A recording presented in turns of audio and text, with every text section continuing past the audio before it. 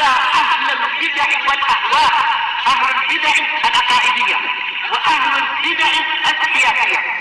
أنا أقول بيننا وبينكم السلف، بيننا وبينكم الكتب، كان فيقول البدع بيننا وبينكم. الحمد لله رب العالمين والعاقبة للمتقين ولا عدوان إلا على الظالمين. أشهد أن لا إله إلا الله وحده لا شريك له وأشهد أن محمدا عبده ورسوله صلى الله عليه وعلى آله وأصحابه ومن تبعهم بإحسان إلى يوم الدين. أما بعد. Ikhwanil kiram rahimani wa rahimakumullah. Pertemuan yang lalu kita masih pada pembahasan tambahan seputar tauhid dan syirik. Dan pembahasan terakhir tentang jenis-jenis syirik yang dari sisi besar kecilnya terbagi menjadi berapa? Wahyu? 2, yaitu syirkul akbar dan syirkul asghar. Baik. Apa perbedaan antara kedua syirik ini? Ada beberapa sisi perbedaan. Yang pertama,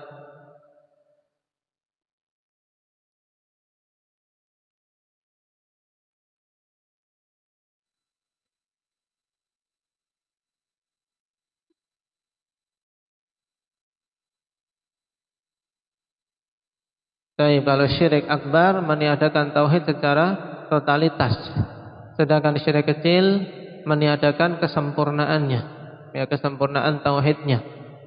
Tapi masih ada tauhidnya walaupun tidak sempurna. Atau dengan kata lain bahwasanya syirik akbar mengeluarkan pelakunya dari Islam, sedangkan syirik asghar tidak. Perbedaan yang kedua apa? Indah Basya.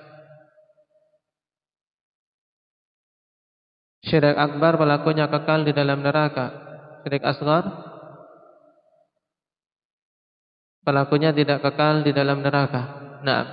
Tapi masih ada kemungkinan Allah Subhanahu wa taala angkat mereka dari neraka setelah apa? Setelah terazab kadar dosa kesyirikannya. Perbedaan yang ketiga, hendak Aba Muhammad. Yang ketiga, dari sisi apa? Penghapusan amalan. Kalau syirik akbar menghapuskan amalan secara totalitas. Jadi semua amalan pelaku syirik akbar itu terhapus semuanya. Sedangkan syirik asghar itu menghapuskan amalan yang terjangkiti kesyirikan syirik asghar saja. Jadi penghapusan yang sifatnya parsial, sebagian saja, tidak totalitas. Itu pada amalan yang terjangkiti syirik itu sendiri. Contohnya ikhwani fillah, seorang melakukan salat subuh, zuhur, asar, maghrib, isya. Subuh, zuhur dia apa? Ikhlas. Asar kok ada orang yang dia hormati, yang dia inginkan sanjungannya, dia salatnya ada sedikit campuran riya. Melakukan salat dengan niatan ingin diberi sanjungan di pertengahan salat. Di pertengahan salat muncul riya. Dan sampai salam masih ada keinginan untuk disanjung, maka ini amalannya apa? Amalannya terhapus. Salatnya apa? Tidak mendapatkan pahala di sisi Allah Subhanahu wa taala. Terhapus. Ini contoh untuk apa? Syirik asghar. Dan perlu diperhatikan bahwasanya syirik asghar, karena tadi sifatnya menghapuskan amalan yang terjangkiti syirik asghar saja, maka dilihat dari sisi amalannya ini berbeda-beda. Bisa kita bagi menjadi 2. Yaitu yang pertama amalan yang terpisah-pisah. Dalam artian amalan yang berdiri sendiri dalam di mana yang awal tidak bergantung dengan yang akhir. Contohnya qiraatul Quran. Nah, ketika dia membaca Al-Fatihah, nah ketika baca Alhamdulillahirabbil alamin, ini diterimanya amalan bacaan tersebut tidak bergantung dengan apa? Dengan keabsahan ketika dia membaca ghairil maghdubi alaihim waladdallin. Ini kalau di luar salat ya. Jika misalnya Alhamdulillahirabbil alamin dia baca ikhlas. Nah, Tayyib Ar-Rahmanir Rahim ikhlas. Kemudian sampai iyyaka na'budu wa iyyaka nasta'in muncul riya. Maka yang tertolak ya dari mulai yang muncul riya. Nah, ini amalan yang masing-masingnya berdiri sendiri. Keabsahannya tidak bergantung dengan akhirnya. Yang awal tidak bergantung dengan yang akhir. Demikian pula sedekah. Maka yang terhapus hanya yang terjangkiti syirik tok. Yang kedua, ikhwan, apabila amalan tersebut diterimanya awal bergantung dengan selamatnya akhir. Contohnya sholat. Diterimanya takbiratul ihram kita sejak awal sampai rakaat pertama, kedua, ketiga bergantung dengan apa? Dengan keselamatan kita sampai akhir ketika salam. Maka bagaimana kalau terjangkiti syirik di pertengahannya? Kalau dia berusaha menolak, ketika ada timbul syirik dia berusaha menolak. Nah, dia tolak, di dalam hatinya terjadi gejolak, pertentangan antara apa? Meneruskan riyaknya dan tidak. Bergejolak terus sampai akhir, maka ini tidak bermadarat dan dia terhitung mujahid, terhitung orang yang berjihad terhadap hawa nafsunya. Karena dia lawan terus. Ini kondisi pertama. Yang kedua, kalau dia dia mampu menguasainya, jelas tidak bermadarat ya kan. Yang kedua, kalau dia terseret dengan kesyirikannya sampai akhir salam, ya, sampai salam dia masih terseret dengan riyaknya, maka amalan salatnya dari awal sampai akhir tidak diterima. Paham ini bedanya? Nah, ini berhubungan dengan amalan yang terjangkiti syirik asghar. Ya, 3 perbedaan diingat-ingat, teman. Perbedaan antara syirik akbar dan syirik asghar. Nah, terus apa sisi kesamaannya? Sisi kesamaan antara kedua syirik ini. Indak Aba Umar.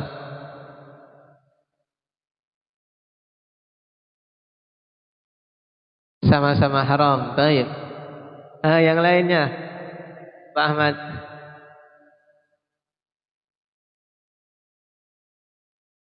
Sama-sama syirik.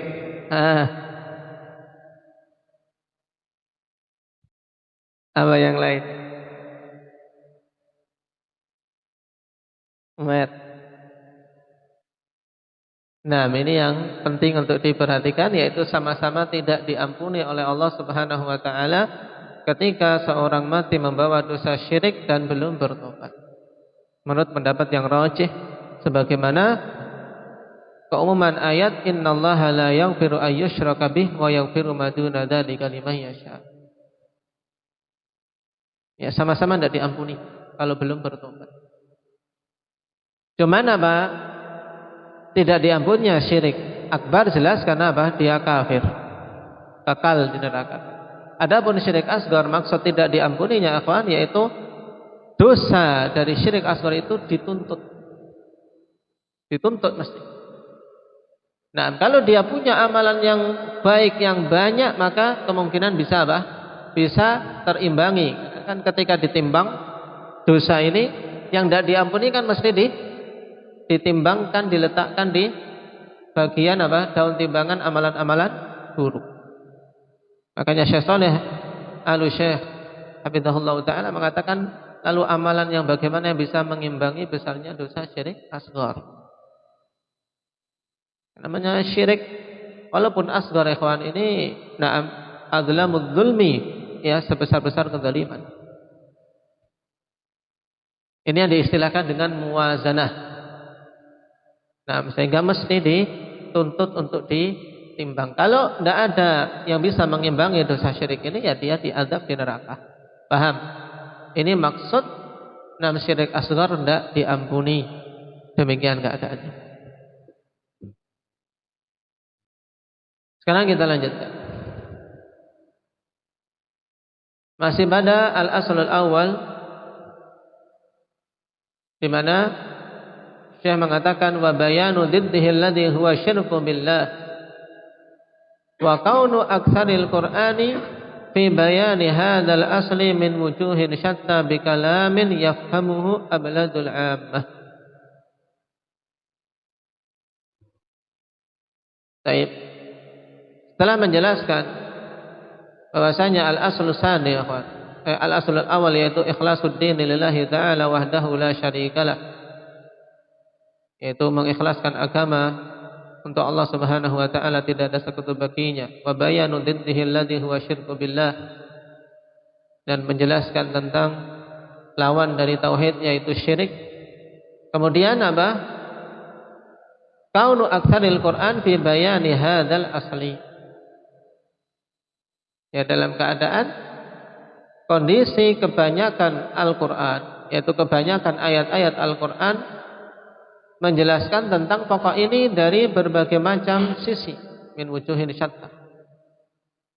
Bi kalamin yafhamuhu abladul 'amah, dengan kalam yang bisa memahaminya abladul 'amah, yaitu orang awam yang paling bodohnya. Itu bisa paham tentang tauhid dan syirik. Tapi ternyata thumma lamma sara ala aktsaril ummati masara adhara lahumus syaitanu al-ikhlasa fi surati tanaqqusis salihin wa taqsiri fi huquqihim.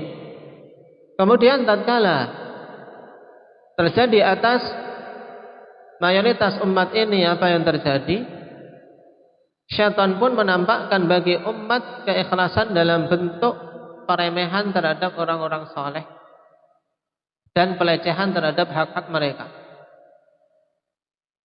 Jadi ini yang ditimbulkan, ikhwan, dimunculkan oleh syaitan bahwasanya apa? Ikhlas itu peremehan terhadap hak orang soleh. Kenapa? Kalian tidak suka untuk apa? Ziarah makam wali. Ada orang yang menyeru untuk ziarah ke makam wali, kalian malah mengingkari. Ini perendahan terhadap hak orang-orang soleh, hak para wali. Yang berdoa, minta ke kuburan-kuburan para wali, menurut mereka ini pengagungan. Ketika dilarang, kalian melecehkan, menghinakan orang-orang saleh. Dan sebaliknya, wa adhara lahumus syirka billahi fi surati mahabbatis salihin wa ittiba'ihim atau wa atba'ihim. Kalau di sini tidak ada hamzah, qataknya ya dibaca wa ittiba'ihim. Di matan kalian apa? Ada hamzah qataknya enggak? Yang punya matan selain ini. Dan syaitan menampakkan bagi mereka kesyirikan kepada Allah dalam bentuk kecintaan kepada orang-orang saleh dan apa? Mengikuti mereka. Bisa. Ya, fi surati mahabbatis salihin wattiba'ihim. Dalam bentuk mencintai orang-orang saleh dan bentuk mengikuti mereka, ittiba terhadap orang saleh. Dan ini sangat nyata, ikhwan. Ya kan? Orang yang melakukan kesyirikan dianggap itu apa? Orang yang mencintai orang-orang soleh. Sedangkan yang mengingkari kesyirikan dikatakan apa? Kalian itu tidak mengagungkan orang soleh, tidak mengagungkan para wali. Nah, ini inti dari al-asl al-awwal, harus kita pahami. Qala syarih hafizahullah ta'ala, makna hadhihi al-ibarati anna al-Qur'ana nazala li bayani tauhid wal ikhlasi fil ibadah. Mana ungkapan ini bahwasanya Al-Qur'an turun untuk menjelaskan tauhid dan keikhlasan di dalam ibadah. Qala sahibut tashil, i'lam anna al-maqsuda bil Qur'ani da'watul khalqi ila ibadatillahi wa ila ad-dukhuli fi dinih. Ketahuilah bahwasanya maksud dari Al-Quran adalah untuk menyeru para makhluk menuju peribadatan kepada Allah dan untuk masuk ke dalam agamanya. Tsumma inna hadzal maqsada yaqtadi amrayni la budda minhuma. Kemudian tujuan ini berkonsekuensi dua perkara yang mesti ada. Wa ilaihi ma turja'u ma'anil Qur'ani kullihi. Dan kepada kedua perkara tersebut dikembalikan semua makna-makna Al-Quran. Apa itu? Ahaduhuma, yang pertama, bayanul ibadah allati du'iyal khalqu ilaiha. Ya, yang pertama adalah penjelasan tentang ibadah yang para makhluk disuruh kepadanya. Ya, dijelaskan ibadah, ada salat, ada zakat dan seterusnya. Kemudian dijelaskan keharusan menyerahkan ibadah itu kepada Allah. Ini yang pertama. Makna yang pertama yang konsekuensi dikembalikan padanya. Wal ukhra dzikru bawa'ithi, ya, dzikru bawa'itha tab'athuhum 'ala dukhuli fiha wa taraddudihim ilaiha. Kemudian yang kedua yaitu penyebutan bawa'ith, hal-hal yang mendorong untuk mereka bisa masuk ke dalam Islam dan untuk bisa berulang-ulang ya menunaikan peribadatan kepada Allah Subhanahu wa taala, tidak meninggalkannya.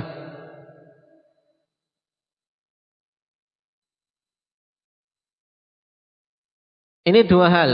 Berarti apa? Perhatikan. Tujuan dari Al-Qur'an adalah apa? Untuk menyeru manusia agar beribadah kepada Allah dan agar masuk ke dalam agama ini. Nah, maksud dari Al-Quran ini berarti berkonsekuensi dua perkara. Yang kepada kedua perkara ini dikembalikan semua makna Al-Quran. Kalau kita perhatikan memang demikian. Semua Al-Quran itu kembali kepada dua makna ini. Yang pertama yaitu apa? Menyebutkan tentang peribadatan yang semua makhluk disuruh kepadanya. Yang kedua, menyebutkan tentang apa hal-hal yang mendorong manusia untuk mewujudkan peribadatan tersebut dan untuk masuk ke dalam agama ini. Makanya ada penyebutan surga, neraka, ada ancaman, ada pahala, ada hasungan untuk bersegera beramal soleh, ada kisah-kisah untuk mengambil pelajaran. Ini semuanya dorongan. Jadi tidak keluar dari dua perkara ini. Dan ini penyebutan isi secara global yang bagus akhwanifillah tentang Al-Quran disebutkan oleh Ibnul Juz'i dalam Tashil Li'ulumit Tanzil.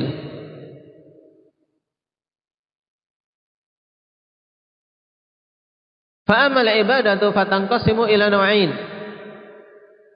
Kemudian adapun ibadah maka terbagi menjadi dua jenis. Wa huma usulul aqaidi wa ahkamil a'mal. Nah, yang kedua jenis itu adalah pokok-pokok akidah dan hukum-hukum amalan-amalan. Ya, yaitu yang menjelaskan tentang masalah ibadah ya terbagi jadi dua, yaitu yang pokok yaitu berhubungan dengan akidah, dan yang kedua tentang apa? Ahkam seputar amalan-amalan. Wa amal bawa'ith 'alaiha, ya wa amal bawa'ithu 'alaiha fa amrayni. Adapun dorongan-dorongan kepada penunaian ibadah tersebut maka dua juga.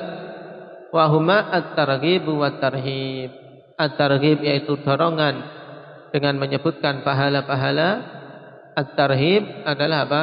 Ancaman-ancaman dengan menyebutkan hukuman-hukuman agar kita meninggalkan kemaksiatan dan dosa-dosa.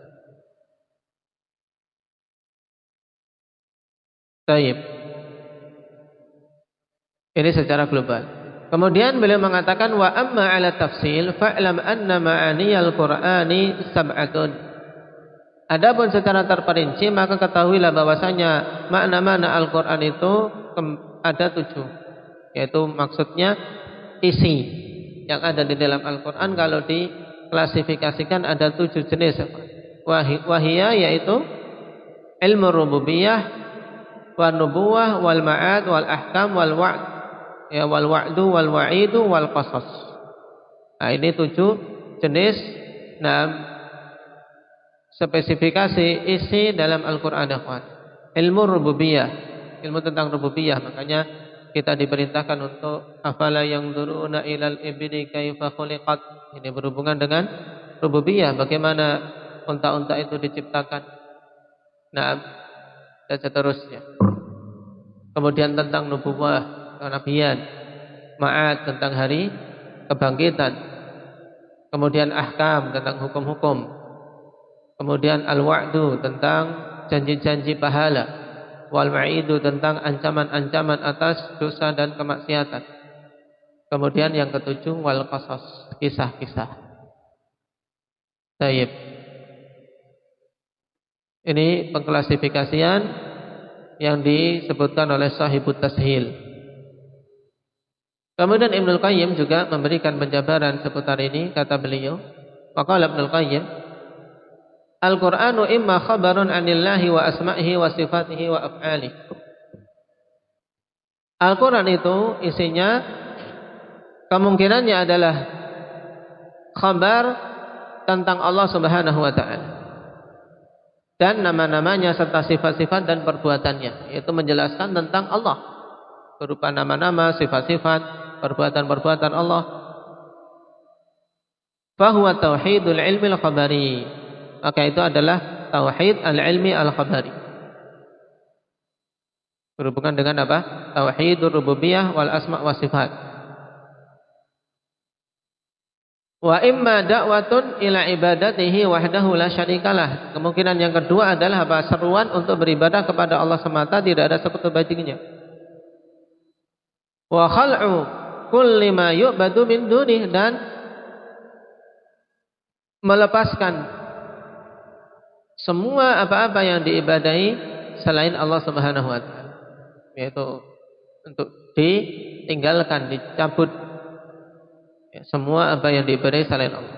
Fa huwa tauhidul iradi at-talabi. Maka itu adalah tauhid iradi at-talabi yang dinamakan juga dengan tauhid apa? Al-uluhiyah atau tauhidul ibadah. Kedua, kemungkinan ketiga isinya adalah wa imma amrun wa nahyun wa ilzamun bi ta'atihi fi nahyihi wa amrih. Kemungkinannya adalah apa? Perintah, larangan, dan apa? Kewajiban untuk mentaati Allah, ya, baik pada larangan-larangan Allah ataupun pada perintah-perintah Allah.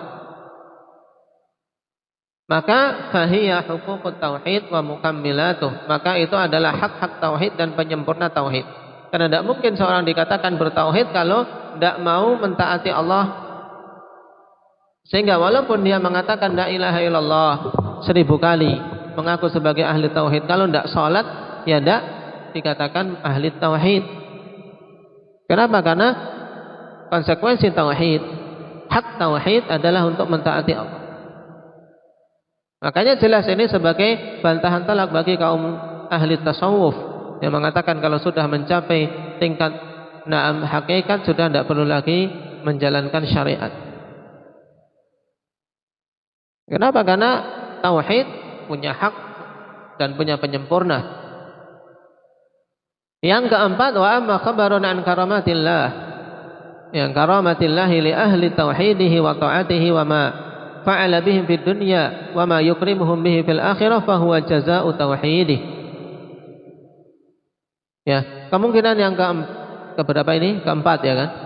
Imma khabarun an karamatillah li ahli tauhidih. Kemungkinan adalah khabar tentang kepemurahan Allah Subhanahu wa taala kepada ahli tauhid dan orang yang taat kepadanya, serta apa-apa yang Allah Subhanahu wa taala lakukan terhadap mereka di dunia dan apa yang Allah muliakan mereka di akhirat. Maka itu adalah balasan atas ketauhidan hamba tadi, jazaa'ut tauhid.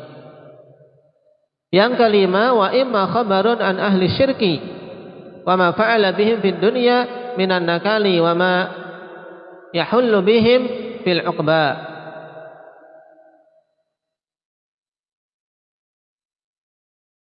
Atau yahillu, coba yang bermakna yang menimpa apa? Menimpa. Pakai wazan apa?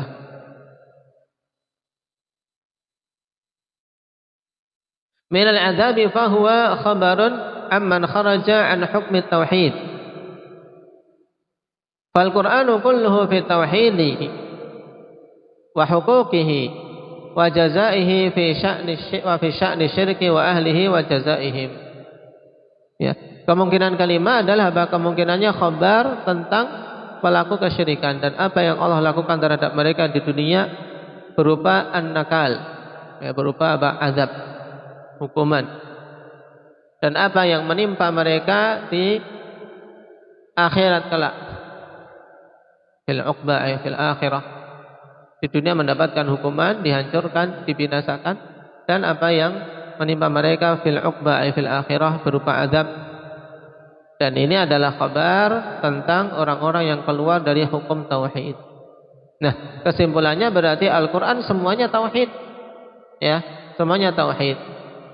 Nah, dan hak-hak tauhid, membicarakan tentang tauhid, hak-hak tauhid, balasan tauhid, dan apa tentang kesyirikan serta pelakunya dan balasan mereka.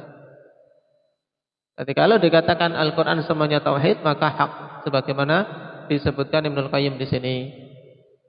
Baik. Jadi pahami itu. Barakallahu fiik. Menunjukkan pentingnya tauhid apa?